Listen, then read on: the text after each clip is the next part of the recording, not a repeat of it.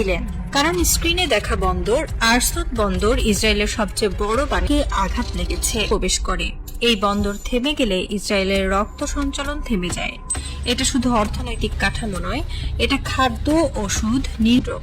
সামরিক বিশেষজ্ঞরা মন্তব্য করলেন, যে শক্তি প্রদর্শন ইসরায়েল করেছিল, অত্যাধুনিক আকাশ প্রতিরক্ষা, মার্কিন সাহায্য, ইউরোপীয় সহযোগ, গুরুত্বপূর্ণ স্থাপনাকে একদিনের জন্য বন্ধ রাখলেও ইসরায়েলের বাধা ধ্বংস করার উদ্দেশ্যে ছিল। ইরানের সর্বশেষ দর প্রতিরক্ষায় অপ্রতিরোধ্য।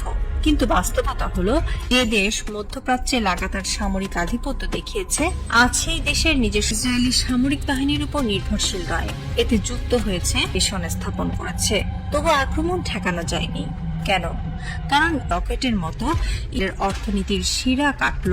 আরসুদ বন্দর অচল হওয়া মানে ইসরায়েলের অভ্যন্তরে চাপ বা আমদানি থেমে যাওয়া এবং সাধারণ মানুষ